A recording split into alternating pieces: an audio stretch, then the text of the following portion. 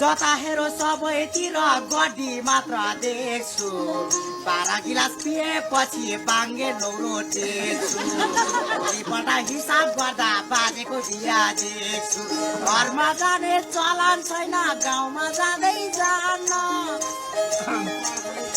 रातो भाले नभई हुन बोइलर खाँदै खान अचेल भन्नै नहुने रोगा लागेको होसै नहुने भन्नै नहुने रोगा लागेको होसै नहुने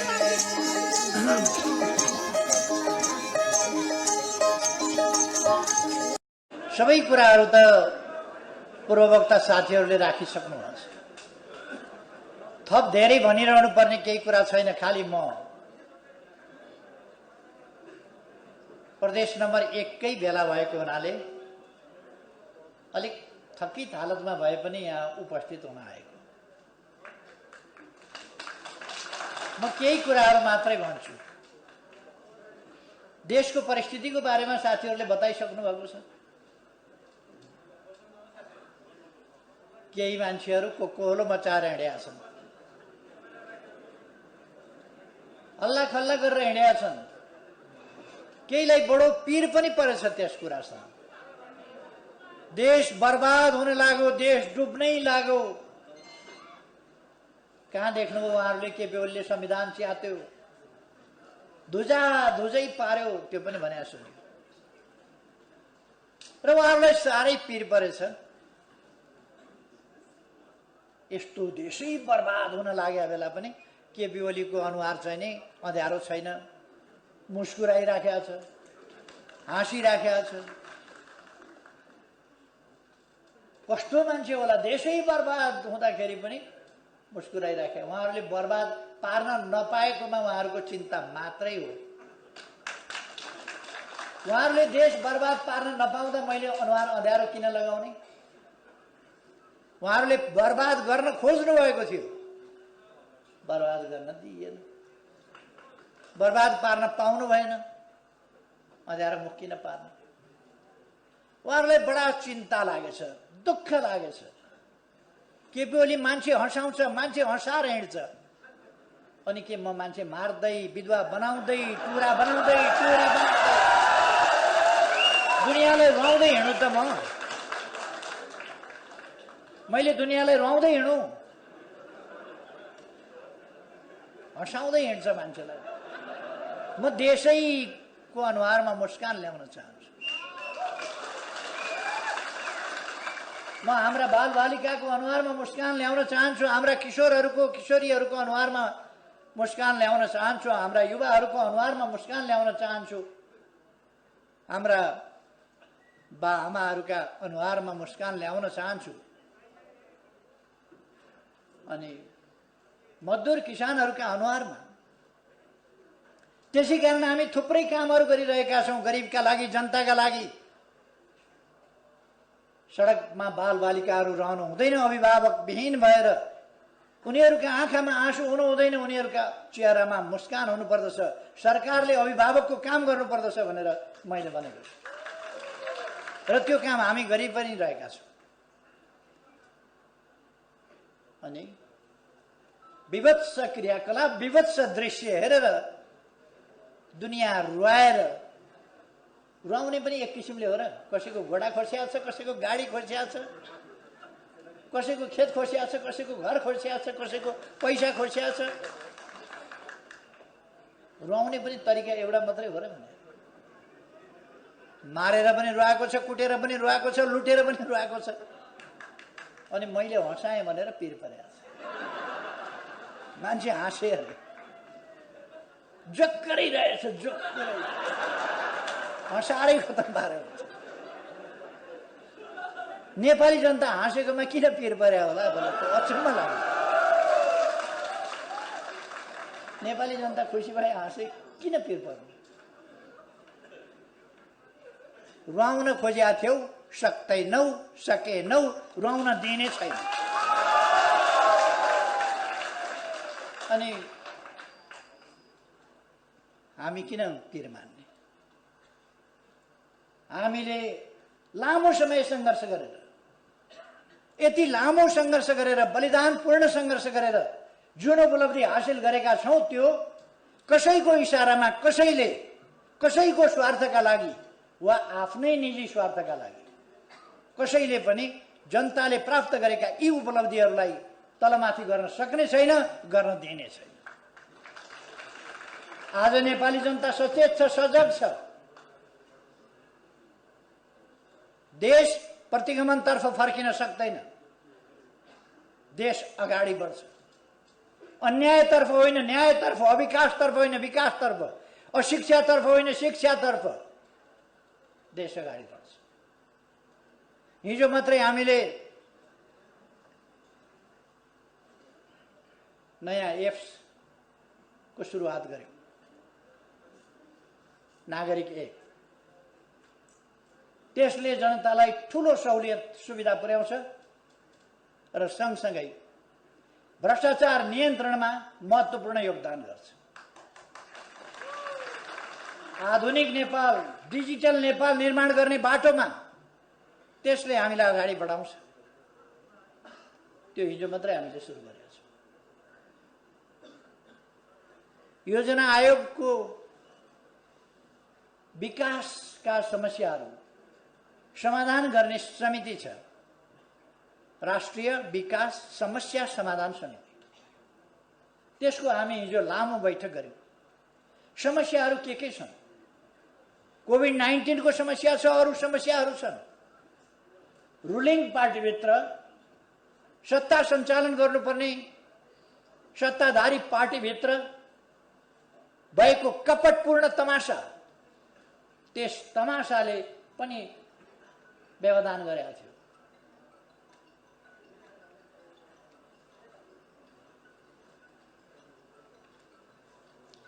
यस्तो गरेछ यो, यस्तो हुँदैन।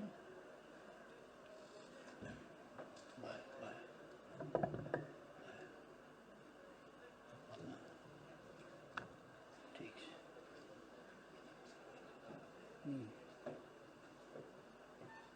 त्यसमा हामीले छलफल गर्यौं। अब आगामी दिनमा हामी कसरी अगाडि बढ्छौं? हाम्रो विकासको दर उच्च दरका साथ, तीव्र गतिका साथ विकास अगाडि बढिरहेको थियो। कोभिडले हामीलाई अलिकति पछाडि पार्यो, तर हामी माइनसमा गएनौं। दुनियाँभरि जुन तहको विक्षेप बनायो कोभिड-19 ले, हाम्रो जनजीवन वा हाम्रो अर्थतन्त्रलाई त्यस ढङ्गले छेदविच्छेद बनाउन सकेन। तैपनि हामीलाई क्षति, बहुतै ठूलो क्षति पुर्यायो र त्यो ठूलो क्षतिबाट अब हामी बिस्तारै छुटकारा पाउँदैछौँ र अब कोभिडको भ्याक्सिन निकट भविष्यमा आउँदैछ। त्यसपछि हामी कोभिड नियन्त्रण गरेर हाम्रो विकासको गतिलाई अझ ज्यादै तीव्रता दिनेछौँ। 2 वर्ष, गत आर्थिक वर्षको फागुन, चैत, वैशाख, जेठ, असार यी महिनाहरू कोभिडद्वारा प्रभावित भए। खास गरी चैत, वैशाख, जेठ, असार 4 महिना त लकडाउनमा बित्यो। यसरी हामीलाई कठिनाइको धेरै सामना गर्नु पर्यो। अब हामी त्यसबाट छुटकारा प्राप्त गर्दैछौँ। हाम्रा विकासका प्रयासहरू अहिले पनि थुप्रै विकासका कामहरू अगाडि बढेका छन्। थुप्रै। मैले धेरै केही भनिरहनु पर्ला जस्तो लाग्दैन। साथीहरूले आफ्ना ठाउँमा, आफ्ना गाउँमा बाटाघाटाहरू बनेका, खाने पानी पुगेका, बिजुली पुगेको, कृषिको क्षेत्रमा आधुनिकीकरण कसरी गर्ने त्यसको एउटा लहर सिर्जना भएको, नयाँ जागरण, नयाँ अभियान देश विकासको अगाडि बढेको, यी कुराहरू देख्नु भएको छ। यस्तो प्रतिकूल अवस्थामा पनि हामीले कसरी काम गरेका छौँ साथीहरूले देख्नु भएको छ। सायद ठुलै देशमा पनि यस्तो रेकर्ड कम होला, एकै दिन 309 वटा हस्पिटलको शिलान्यास होस्। नेपालमा अस्ति भर्खर मात्रै हामीले गरेका छौँ 309 वटा अस्पताल एकै दिनमा। यद्यपि 396 वटा गर्ने हाम्रो योजना थियो, तर त्यसमा केही प्राविधिक कारणहरूले त्यसै दिन गर्न सकिएन। तर एकै दिनमा मात्रै पनि हामीले 309 वटा अस्पताल शिलान्यास गर्यौं। अर्थात् हाम्रो विकासको आकांक्षा र हाम्रो प्रयास असाधारण छ। विकासको हाम्रो चाहना पनि असाधारण छ र हाम्रो प्रयास पनि असाधारण छ।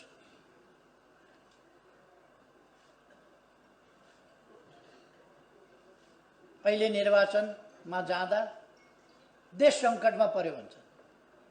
अहिले नभए पनि त 1.5 वर्षपछि त निर्वाचन हुन्थ्यो भनेपछि 1.5 वर्षपछि त देश त सङ्कटमा पर्ने नै रहेछ। यी मान्छेहरूको परिभाषामा के भने निर्वाचन भनेको देश सङ्कटमा पर्नु रहेछ, अथवा निर्वाचन नगर्ने प्रणाली यिनलाई चाहिए रहेछ। सत्ता कब्जा गर्ने, जनताको अभिमतमा नजाने, जनताको भोटमा नजाने, जनादेश नमान्ने, भन्दाखेरि जनादेश भन्ने, लोकतन्त्र नमान्ने, लोकतन्त्रको नाम जप्ने। तपाईहरुले सुन्नु होला, अदालतले यदि हामीले भनेको मानेन भने हामी जनताद्वारा फैसला गर्छौं। जनता नै सबैभन्दा, ए बाबा, लोकतन्त्रमा जनता त सार्वभौम सत्ता छ, महान छ, तर स्वतन्त्र न्यायालय पनि हुन्छ। लोकतन्त्रमा स्वतन्त्र न्यायालयले स्वतन्त्र ढंगले फैसला गर्छ, गर्न पाउनु पर्छ। त्यो लोकतन्त्र हो। जनता सार्वभौम छन् भनेपछि अदालत चाहिँदैन? लोकतन्त्रमा अदालत हुँदैन? जनता सार्वभौम छन् भनेपछि कुनै अड्डा चाहिँदैन? जनता सार्वभौम छन् भनेपछि पार्लियामेन्ट चाहिँदैन? जनता सार्वभौम सत्ता सम्पन्न छन् भनेपछि सरकार चाहिँदैन? लोकतन्त्रका मूल्य मान्यताहरू हुन्छन्। जनता सार्वभौम छ, अन्तिम निर्णय, अन्तिम फैसला जनताले गर्छ जस्तो आगामी निर्वाचनमा गर्नेवाला छ। निर्वाचन सम्झिएपछि तर केही निर्वाचन भन्यो कि जला सपनामा पनि निन्द्रामा पनि जाग्छन्। निर्वाचन अनि कुरा गर्ने लोकतन्त्रका। निर्वाचन भनेपछि जनतालाई दिएको दुःख, जनताका अगाडि ढाँटेका कुराहरू, जनतालाई दिएका प्रताडना, देशका विरुद्ध गरेका कुकर्महरू सबैको हिसाब किताब जनताले गर्छ भन्ने थाहा छ। त्यसै कारण निर्वाचन भनेपछि थुरुरु। केही मान्छेहरू अस्ति केन्द्रीय कमिटीको बैठक बोलाए मैले, महासचिवले बोलाउनु भयो, मेरो परामर्श। केन्द्रीय कमिटीको बैठकमा केही नेताहरू आएनन्। टाउको दुख्यो कि पेट दुख्यो कि केही भयो कि कसैको बिहे भोज यताउता थियो कि किन आएनन् थाहा भएन। पछाडि निर्वाचन आयोग पुग्या रहेछन्। असली हामी हौं पार्टी। अचम्म लाग्यो। असली पार्टी हामी हौं, पार्टी हाम्रै हुनुपर्छ, सूर्य चिन्ह हाम्रै हुनुपर्छ, हामी नै पार्टी हौं भनेर निर्वाचन आयोग गएछ। अनि पार्टी तपाईहरु नै हो भने ठिक छ नि त, आउनुस् न त, केन्द्रीय कमिटीमा आउनुस् न। किन भाग्यो? केन्द्रीय कमिटीको बैठकमा नआउने निर्वाचन आयोग गएर यो बर्मजियामा पनि यस्तो हुँदैन। असली पेडा पसल, असली बुढाको पेडा पसल भने जस्तो असली मयौं भन्ने त्यहाँ पनि हुँदैन। यति साह्रो छ। त्यो भन्दा हद नागेर बैठकमा नआएर, अध्यक्षलाई थाहा छैन, महासचिवलाई थाहा छैन, निर्वाचन आयोगमा गएर चुनाव घोषणा हुनु भयंकर अपराध हो। त्यसो भने सूर्य चिन्ह किन चाहियो त तपाईहरुलाई? अरु सूर्य चिन्ह चाहिँ दाबी गर्न जानुभएछ। सूर्य चिन्ह दाबी गर्न जाने मान्छेको जो एकपल्ट पनि सूर्य चिन्हबाट चुनाव लडेको छैन, उसले सूर्य चिन्ह त मेरो हो भन्नु। एकपल्ट पनि सूर्य चिन्हबाट लडेको छैन। अनि सूर्य चिन्ह हाम्रो हो भनेर हामी दर्ता गरेदेखि अहिलेसम्म त्यसै चिन्हबाट चुनाव लडेका छौँ। त्यो हाम्रो पार्टीको चिन्ह हो। प्रचण्ड र मेरो बीचमा 74 साल असोज 14 गते सहमति भएको थियो, चुनाव सँगै लडौँ, एउटै चिन्ह सूर्य चिन्हबाट चुनाव लडौँ। 14 गते सहमति भएको थियो, 16 गते उहाँले सहमति तोड्नुभयो। सहमति नतोडेको भए एकपल्ट कमसेकम उहाँले सूर्य चिन्ह लिएर लडेको हुन्थ्यो। सूर्य चिन्ह भएका मतदाताले अन्तै भोट हालेर उहाँलाई जिताइदिनु पर्यो, तर उहाँले सूर्य चिन्ह लिनु भएन। अहिले उहाँलाई सूर्य चिन्ह चाहिएछ। सूर्य चिन्ह चाहिन्छ भने बैठकमा आउने गर्नुहोस्, बैठकमा आउनुहोस् सूर्य चिन्ह चाहिन्छ भने। अर्को, उहाँहरू निर्वाचन हुनु हुँदैन, पुरानै संसद पुनस्थापना हुनुपर्छ भनेर अदालत जानुभएछ। उहाँहरूसँग कुनै तर्क रहन्छ? कुनै तर्क छैन। झुट, बेइमानी, फरेबीको सहारा लिएर उहाँहरू त्यहाँ बोल्न जानुहुन्छ। फलानु फलानु फलानु फलानु फलानु न्यायाधीश प्रधानमन्त्री कहाँ भेट्न गए, यति बजेदेखि यति बजेसम्म। यो भन्दा झुट, यो भन्दा बढी ठुलो बेइमानी के हुन्छ? न्याय प्रणालीमाथिको विश्वास जनताको हटाउनका लागि, न्याय प्रणालीमाथिको यो गम्भीर प्रहार, यो भन्दा घिनलाग्दो कुरा के हुन्छ? उहाँहरू यस कुरालाई प्रमाणित गरेर देखाउन सक्नुहुन्छ? ती नाम गरेका न्यायाधीशजीहरूलाई मैले सायद कहिले भेटेको पनि छैन। यसपल्ट मात्रै होइन, कहिले पनि सायद भेटेको छैन। मैले निर्णय नै गर्दाखेरि पनि सपना प्रधान महिलालाई उहिले भेटेको थिएँ। मैले सर्वोच्चको न्यायाधीश हुनभन्दा अगाडि वकिल भएका बेला भेटेका थिएँ, देखेका थिएँ कुनै कार्यक्रममा। व्यक्तिगत भेटघाट भएको छैन कहिले पनि, कार्यक्रममा देखेको हो। यस्तै कार्यक्रम अरू न्यायाधीशहरूको नाम लिएको उहाँलाई मैले देखेको पनि छैन, सायद चिनेको पनि छैन। अनि यति बजे आएको भनेर झुट। एउटा पत्रिका जो झुट बोल्ने कर्तव्यको ठेक्का लिएर बसेको छ, हिजो सर्वोच्च अदालतले खण्डन गरिसक्यो। त्यसमाथि फेरि आज पनि के न्यायाधीशले प्रधानमन्त्रीलाई भेटेकै हो भन्ने प्रश्न चिन्ह राखेर आज पनि समाचार छाप्छ। लाज पनि लाग्नुपर्ने हो। लोकतान्त्रिक संस्थाहरू माथि को हमला।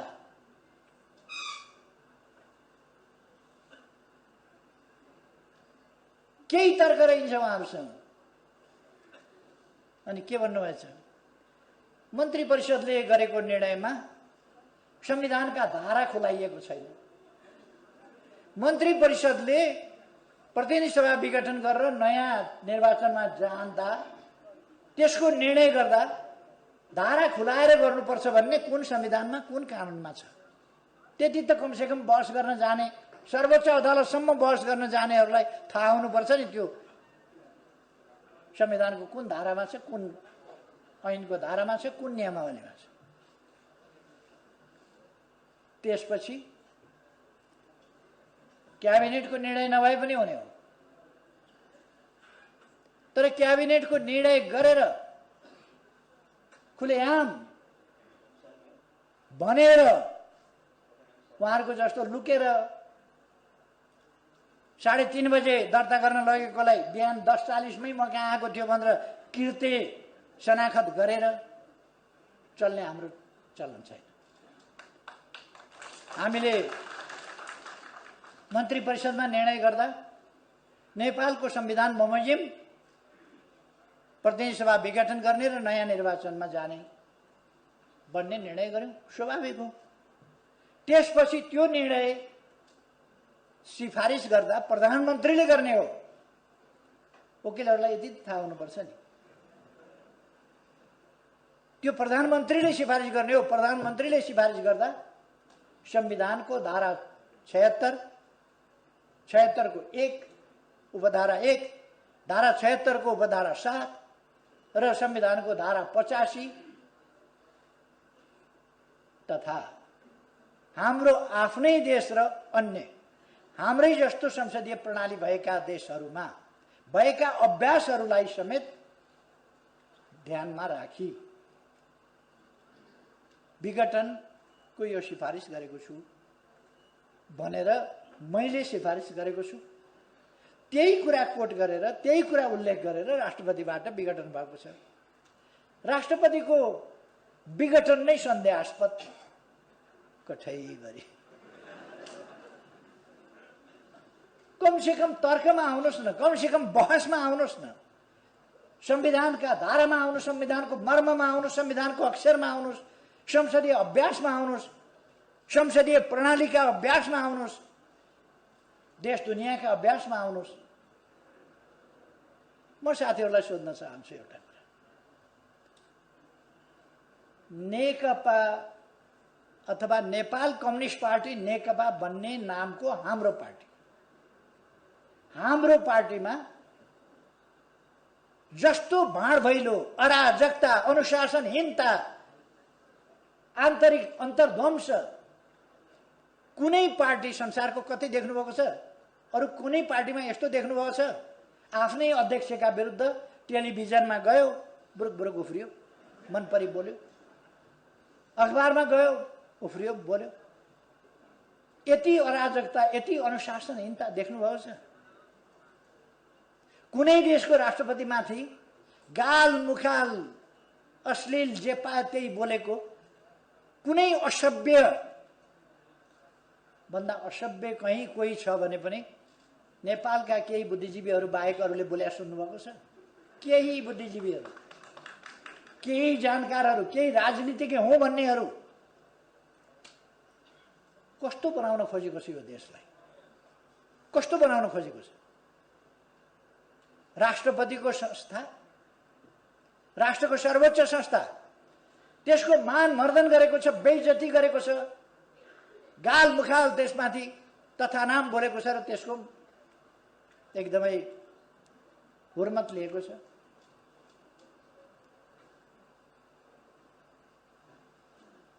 शक्ति पृथकीकरणको सिद्धान्त अनुसार न्यायालय, स्वतन्त्र न्यायालय, सम्मानित सर्वोच्च अदालतको हुर्मत लिएको छ। अहिलेको संविधानले संवैधानिक इजलासको व्यवस्था गरेको छ र संवैधानिक प्रश्न आयो भने संवैधानिक इजलासबाट हुन्छ। हिजोसम्म 2-3 दिन बहस, अर्कै इजलासमा, बृहत इजलासमा, फुल बेन्चमा लानुपर्छ, यहाँ संवैधानिक इजलासमा पाइँदैन। संविधान संशोधन गर्नु पर्यो नि त पहिले। अनावश्यक ढङ्गको झमेला। निर्वाचन आयोगमा गएर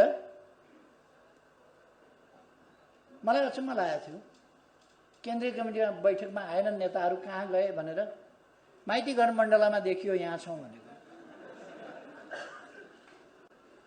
म माइतीघर मण्डलामा पुगेँ, छैनन् फेरि साथीहरू, कहाँ हराए? निर्वाचन आयोगमा पुगेछन्। निर्वाचनको काम अगाडि नबढाउनु, निर्वाचन रोक्नु, निर्वाचनको कुनै प्रक्रिया अगाडि नबनाउनु, तयारी नगर्नु भनेर। यो भन्दा गैर राजनीतिक, अराजनीतिक, गैर कानुनी, हस्तक्षेपकारी, अमर्यादित क्रियाकलाप के हुन्छ? निर्वाचन आयोगलाई आफ्नो काम गर्न नदिने, यो पनि तपाईँ हामीले देख्यौँ। त्यहाँ पनि टाँसेकै थिए, हामी यहाँ छौँ।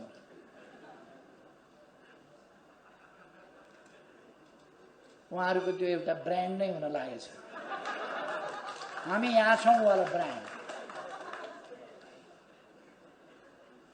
अब नेपाली जनताले उहाँहरू कहाँ हुनुहुन्छ भन्ने कुरा थाहा पाउनलाई र उहाँहरू को हो भन्ने थाहा पाउनलाई हामी यहाँ छौँ छापवाला, मान्छे यहाँ आइपुगेछन् है भनेर थाहा पाउनु। हामी यहाँ छौँ ब्रान्ड, हामी यहाँ छौँ भन्ने छापवाला। निर्वाचन आयोग जाँदाखेरि पनि यसो हेरेको त साथीमा त हामी यहाँ छौँ भन्नु।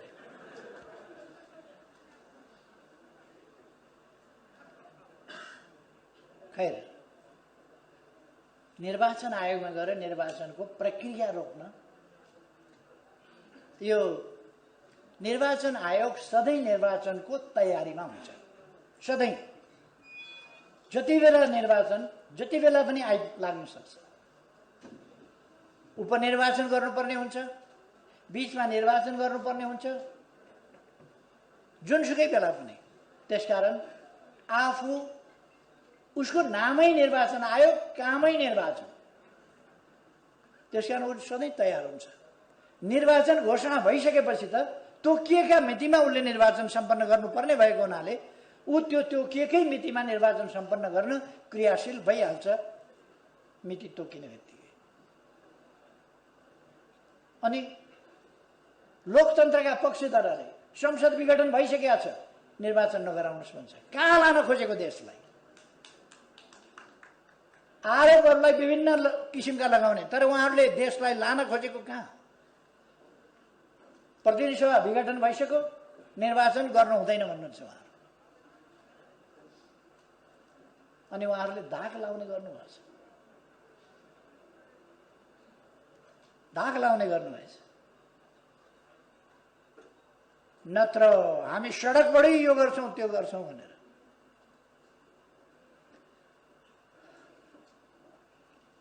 नेपाली जनतामा सचेतनता आइसकेको अहिले पनि उहाँहरूले थाहा नपाउनु भनेको उहाँहरू कति स्लो मान्छे हो। पार्टी छोड्नु हुँदैन भन्ने पनि थाहा नपाउने स्लो, निर्वाचन हुन्छ भन्ने पनि थाहा नपाउने स्लो, कति स्लो। तर एउटा कुरा उहाँहरूले थाहा पाउनु भएको छ है, निर्वाचन भयो भने हालत के हुन्छ आफ्नो त्यो चाहिँ थाहा पाउनु।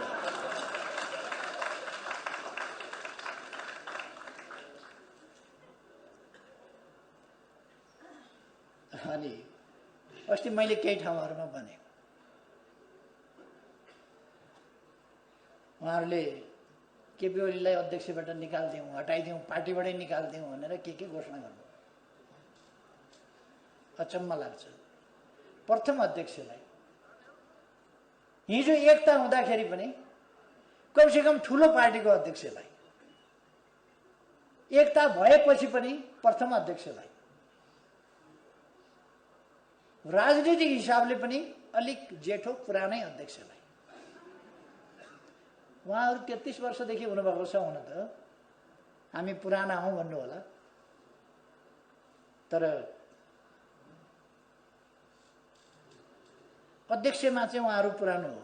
उहाँहरू हेर्नु होला बाँचिन्जेल अध्यक्ष रहनुहुन्छ, 3 जना मात्रै किन नहोस्। अब अर्को एकजनाले न्यु खोज्नुभयो भने उहाँ पनि अध्यक्ष भएर 3 जना अध्यक्ष उहाँहरू बस्नुहुन्छ। अध्यक्ष चाहिँ बाँचिन्जेल उहाँहरू हुनुहुन्छ, यो चाहिँ ग्यारेन्टी नै भयो। अध्यक्ष छोड्नुहुन्न, जेसुकै छोडे पनि, पार्टी छोड्नुहुन्छ, सरकार छोड्नुहुन्छ, जे जाओस् जाओस्, अध्यक्ष एउटा चाहिँ त्यो चाहिँ छोड्नुहुन्न। त्यो चाहिँ फेरि उधारो मान्नुहुन्न है उहाँहरू, नगदा नगदी छ। अध्यक्ष एउटा चाहिँ नगदा। त्यसकारण माधव नेपालजी अध्यक्ष हुनुभएछ नगदा नगदी। कसले छानेको अध्यक्ष हुन त? उहाँ नछानिकन हुने बानी परेको मान्छे हो। उहाँ पार्टीको महासचिव हुनुभयो, महाधिवेशनबाट होइन, जननेता मदन भण्डारीको निधन भएपछि त्यो मौकामा उहाँ महासचिव हुनुभयो। अरू साथी हुन तयार भएनन्, उहाँ हाँपझाँप गरेर तयार। महाधिवेशनबाट छानिएको होइन। 2 ठाउँबाट चुनाव हार्नुभयो, उहाँ प्रधानमन्त्री हुनुभयो।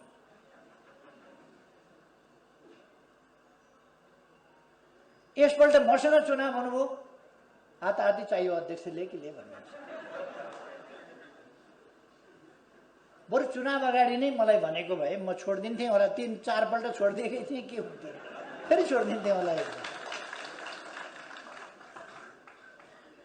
त्यस बेला उहाँले अलिक दम्म भयो, म प्रधानमन्त्री भइसकेँ, म 3 कार्यकाल पार्टी प्रमुख भएर चलाइसकेँ, जाल झेल षड्यन्त्र टिग्रमले मान्छेहरूलाई काबुमा राखिसकेका छु सबैलाई, कार्यकर्तालाई भन्ने उहाँलाई भ्रम पर्यो।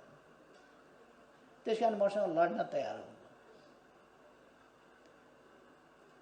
चुनाव हारेका दिनदेखि उहाँलाई अध्यक्ष चाहियो। फेरि चुनाव हारेका दिनदेखि अध्यक्ष चाहियो। एकजनाको मात्रै व्यवस्थापन भएर हुँदैन, हाम्रो पनि व्यवस्थापन हुनुपर्छ भनेर उहाँले व्यवस्थापनका कुरा सुरु गर्नु। जे होस्, कोही कब्जा गर्ने नीतिका, कोही स्वस्थ बाटोबाट, सही बाटोबाट होइन, जसकेलाबाट छिरेर विभिन्न पदमा पुग्ने बानी परेका, कोही सल्लाहको रुख जस्तो, सबलाई लखेटी लखेटी खेदी खेदी जहाँ पुग्यो त्यहाँ भाग गइलो। मोहन वैद्य आफ्ना गुरु, आफूलाई राजनीतिमा ल्याउने गुरुलाई लखेटेर पार्टीको बास बनाइदिए। मोहन वैद्य एकपल्ट डाक्टर बाबुराम भट्टराई प्रयोग गर्नुसम्म गरे। उनलाई त्यति बेला डा लेखेको एउटा मान्छे चाहिएको थियो। डा पनि खास ठाउँको डा, खुब प्रयोग गरे। पछि बिचरा डा नछ। अहिले त धोती कुर्ता लाएर हिँड्नुहुन्छ डाक्टर साहब।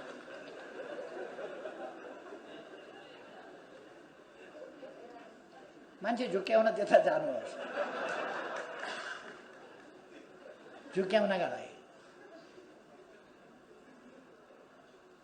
मोहन वैद्यलाई उता फेरि जङ्गल लखेर दिनुभयो, के उसलाई विप्लवलाई जङ्गलतिर लखेर दिनुभयो। तै पनि म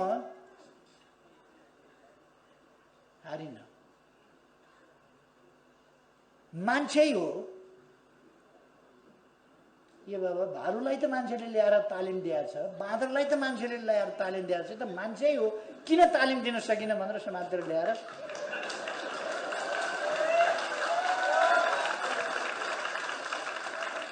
गाउँका आला काँचा ठिटाहरू ल्याएर सेनाको तालिम दिन्छ। 9 महिना तालिम दिँदाखेरि ऊ सेना भइसक्छ। प्रहरीको तालिम दिन्छ, प्रहरी भइसक्छ। अलिक समय खेलाएपछि सर्कसमा केटाकेटीहरू सर्कसबाज भइसक्छन्। अलिक समय तालिम दिएपछि खेलाडी भइसक्छन्। अलिक समय वाद्यवादन सिकायो भने बजाउन राम्रै जान्ने भइसक्छन्। यो कम्युनिस्ट तालमा हिँड्नलाई 3 वर्ष सिकाएँ मैले, तालिम दिएँ।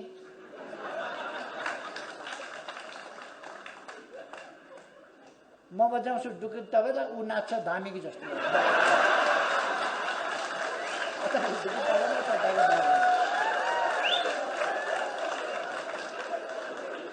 धामी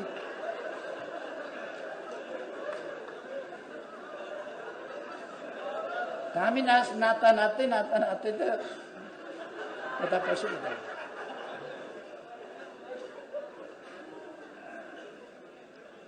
खैर, मलाई अझै पनि आश छ उहाँहरू अब परिस्थितिको आकलन भइसक्यो होला। अब आउनुहोस्, बुझिसक्नु होला नि। अब त आउनुहोस्, अब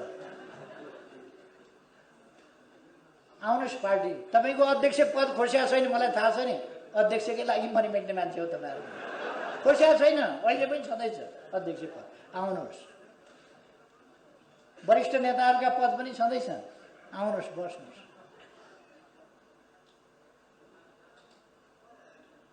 उहाँहरू रन्थनिएर कुद्नु भएको छ, कहाँ कहाँ कुद्नु भएको छ, कहाँ कहाँ कुद्नु भएको छ। मन परि बोल्नु भएको छ, मुख छाड्नु भएको छ, जथाभावी बोल्नु भएको छ। यस्तो हुँदाखेरि पनि केपी ओली मुस्कुराउनु। के भयो? चुनाव हुँदैछ, चुनाव हुँदैछ। हामी जित्दैछौँ। के हुँदैछ? चुनाव भनेकै त्यही हो, कसैले जित्ने कसैले हार्ने। आउनुहोस्, पार्टीमा आउनुहोस्, पार्टीमा आउनु भने चुनावमा आउनुहोस्, अरू केही भएको छैन। अब प्रदेश नम्बर 1 का साथीहरूसँग म भन्न चाहन्छु, नाम 1 नम्बर भएपछि काम कति नम्बरको हुनु पर्यो? नाम चाहिँ 1 नम्बर, काम चाहिँ 7 नम्बर। 1 नम्बर नाम राखेपछि प्रदेश नम्बर 1 ले त नाम फेर्नै मानेको छैन। 1 नम्बर हामी छौँ, 1 नम्बर भन्छ। यो चुनावमा देखाउनु पर्यो हामी 1 नम्बरै हौँ भनेर। देखाउनु पर्यो हाम्रो साथीहरूले 1 नम्बरै हौँ भनेर देखाउनु पर्यो। त्यहाँ विशुद्ध खालका तत्त्वहरू, गलत खालका तत्त्वहरू, धोकेबाज तत्त्वहरू, त्यस्ता तत्त्वहरूलाई सबक सिकाउने बेला यही हो। देशप्रति बेइमानी गर्नेहरूलाई जनताले सबक सिकाउने बेला यही हो। वामपन्थी आन्दोलनप्रति बेइमानी गर्नेहरूलाई वामपन्थीहरूले सबक सिकाउनु पर्ने बेला यही हो। त्यसकारण म साथीहरूलाई भन्न चाहन्छु, तपाईहरू धनुबाट छुटेका बाण जस्तो गतिशील हुनुपर्दछ। अत्यन्त तीव्र गतिका साथ आफ्नो लक्ष्य भेदन गर्ने त्यो सामर्थ्य बोकेका गतिशील हुनुपर्छ। म खास गरी हाम्रा युवाहरूलाई, नयाँ पंक्तिका भाइ बहिनीहरूलाई भन्न चाहन्छु, तपाईहरू कि मनमा एउटा कुरा बाहिर अर्को कुरो राख्ने यस्ता तत्त्वहरूको भ्रममा कतै नपरे आन्दोलनको रक्षा गर्ने, लोकतन्त्रको रक्षा गर्ने, लोकतन्त्रलाई साँचो अर्थमा कार्यान्वयन गर्दै अगाडि बढाउने काम र विकासलाई, भोलि देशको विकासलाई सुनिश्चित गर्ने काममा तपाईहरू लाग्नु पर्यो, अगाडि बढ्नु पर्यो। म तपाईहरूलाई आग्रह गर्न चाहन्छु। यसको अर्थ युवालाई आग्रह गरौँ, हामीलाई त केही पनि भनेन भन्ने पर्ला साथीहरूलाई। मैले सबैलाई भने, तर युवाहरू चाहिँ अलिक बढी फुर्ती साथ दौड्न सक्नुहुन्छ। युवाहरूले बढी गति साथ काम गर्नु पर्यो। भ्रम तोडेर, भ्रमबाट मुक्त गराएर वर्षक साथीहरूलाई बाटो बिराउन नदिनुहोस्। कतिपय मान्छेहरू बाटो बिराएका पनि छन्, भ्रममा पारेका छन्। विभिन्न प्रकारका जाली जेलीहरूले त टुना मुना जाल जेल अनेक गर्छन् नि। यो टुना मुनामा पर्दैन पर्नुहोस्। हामीले देश बनाउनु छ, समृद्ध नेपाल बनाउनु छ, सुखी नेपाली बनाउनु छ। त्यो बाटो हामीले समातेका छौँ। त्यस बाटोमा हामी तीव्रताका साथ अगाडि बढेका छौँ। यसलाई थप गति यस निर्वाचनले दिनुपर्दछ।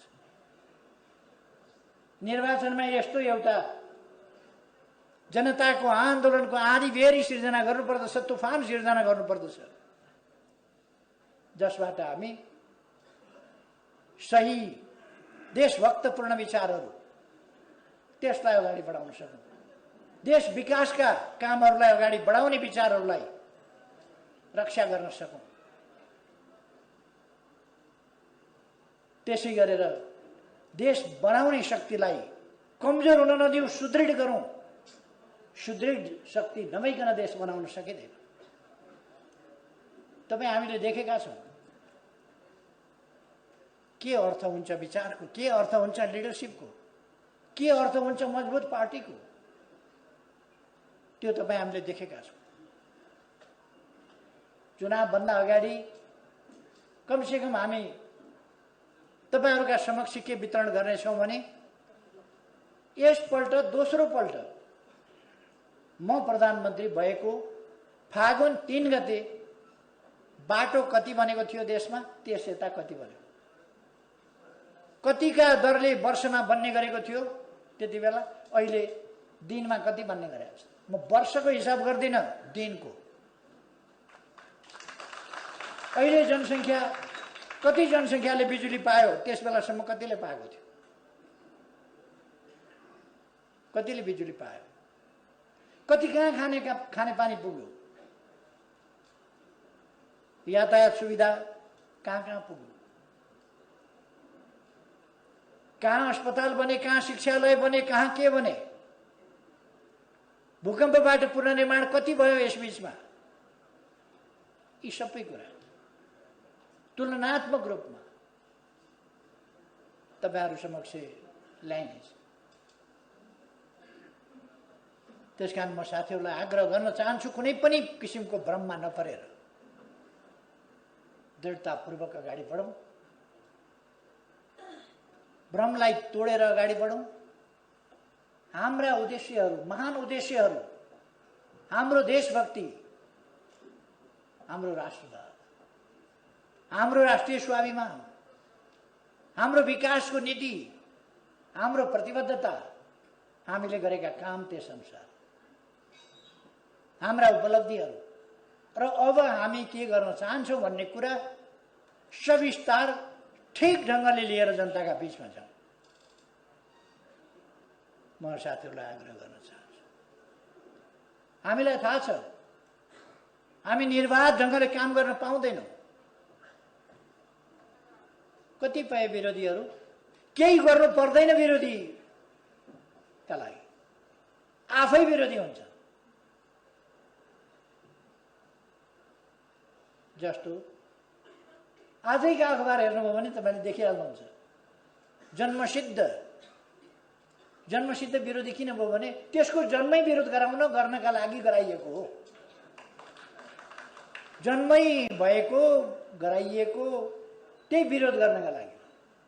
त्यसैले उले त आफ्नो काम कर्तव्य त पालना गर्नै पर्यो। उले देशलाई भन्दा आफ्नो स्वार्थलाई माथि देख्ला, तर हामीले आफ्नो स्वार्थ होइन देशको स्वार्थलाई अगाडि राख्नुपर्छ र त्यस्ता कुनै पनि प्रकारका तत्त्वहरूसँग हच्किनु पर्दैन।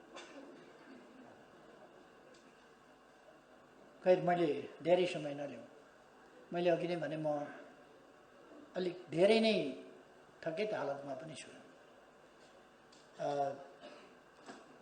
मैले विश्वास लिएको छु यसपल्ट साथीहरूले यस्तो सक्रियता देखाउनु हुनेछ, यस्तो एकता देखाउनु हुनेछ, यस्तो गतिशीलता देखाउनु हुनेछ जसबाट प्रदेश नम्बर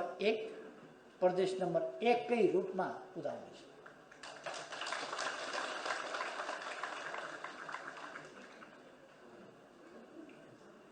म कुनै बैगुनी केटाकेटीको बारेमा कुरा गर्न चाहन्न। हाम्रै प्रदेशमा पनि त्यस्ता देखिया छ। दौडीकन गएर भोट मागेर यो केटालाई जिताएर पठाउनुस्, मन्त्री बनाएर पठाइन्छु भनेर मन्त्री बनाएर गरियो। एक दिन त पुक्का लात्तालाई हानेर भाग्यो। को भनेर यसो हेरे त उही केटो। यस्तोमा अल्झिनु हामीलाई छैन। हामी अल्झिँदैनौँ, हामी अगाडि बढ्छौँ। युवाहरूको कुनै कमी छैन। त्यसकारण युवाहरू एकदम अरू पनि नयाँ युवा साथीहरूलाई समेटेर, व्यापकलाई समेटेर, भ्रममा परेकालाई पनि भ्रममुक्त गरेर अगाडि लिएर जाउँ।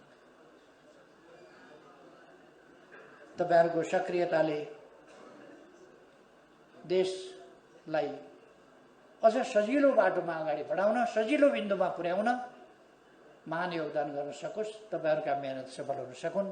धेरै धेरै शुभकामना भन्न चाहन्छु र आफ्नो भनाइ टुङ्ग्याउँछु। धन्यवाद।